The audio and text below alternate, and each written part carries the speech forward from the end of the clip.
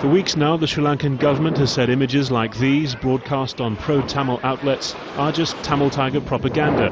For weeks it's denied accusations that its armed forces have been using heavy artillery or air power in their self-designated no-fire zone, where tens of thousands of civilians and the last remaining rebels had clustered. But now that appears to have changed as a result of these United Nations satellite images. UNOSAT says these pictures show craters which were formed inside the zone between the 15th of March and the 19th of April, the day before the army breached earthen defences and civilians started to pour out. A senior UNOSAT official says the accuracy involved would have required air power.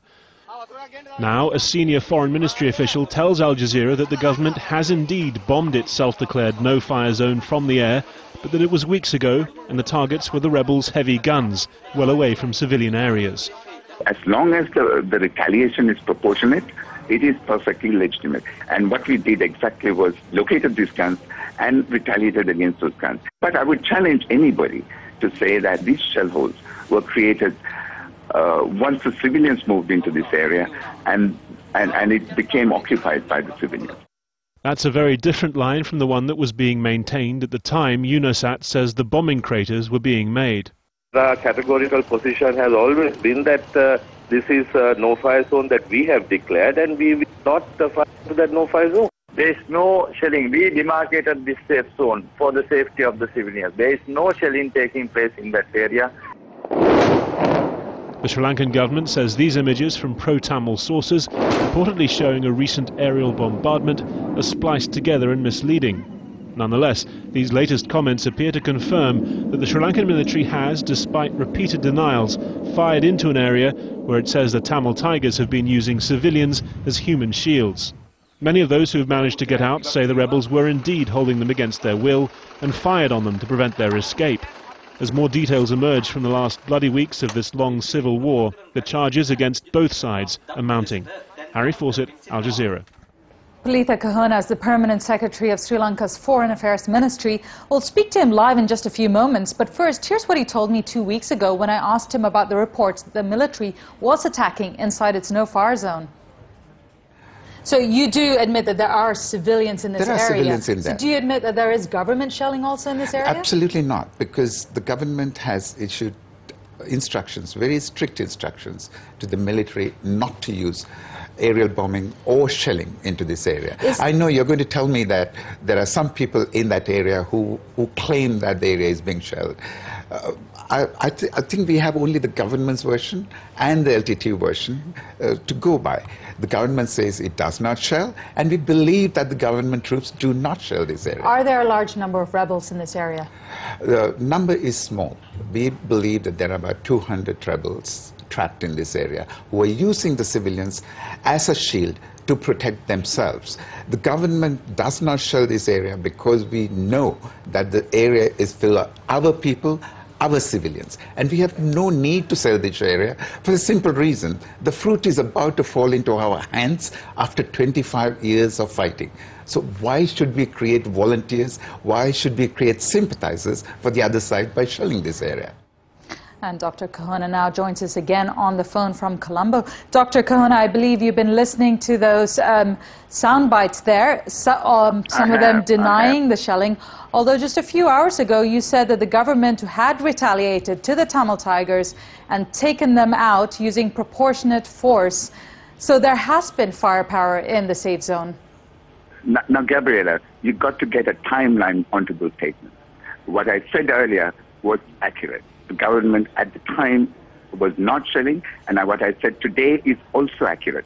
We do not shell this area. But previously, when the LTT did possess those guns or fight those guns in that area, we took them out. But that's you need to get a timeline on this. This no-fire zone has now existed for about 2 months.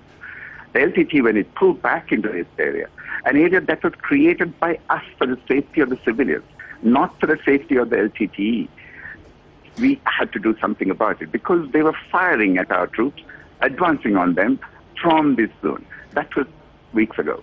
And also, I have had the opportunity to look at these photographs purportedly released by the United Nations or leaked by the United Nations. Again, I ask you the same question. Do we know exactly when these shell holes were created? What created these shell holes? How big are they?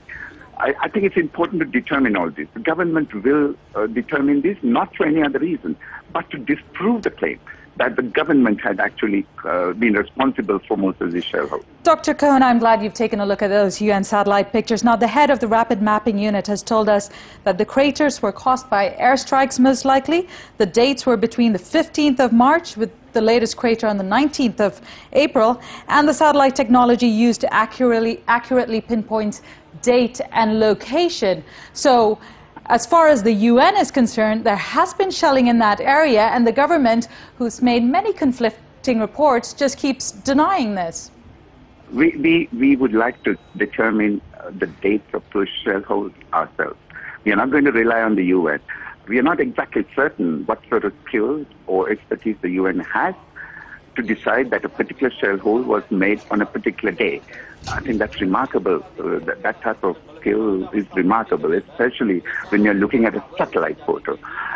We will examine these photos ourselves, and we will let the world know what the truth is. And also another point that comes to my mind at this, please bear with me for a second. Why on earth is the UN spying on a member state? We are a member of the United Nations. We have made a statement, categoric statement to the United Nations and the world. And why is the United Nations engaging in a spying mission on Sri Lanka? I don't think it is doing that. Whoever is doing it is using the United Nations cover to bring discredit to the government of Sri Lanka. Maybe the UN is just as confused as we are. So are you accusing the UN of being a spy?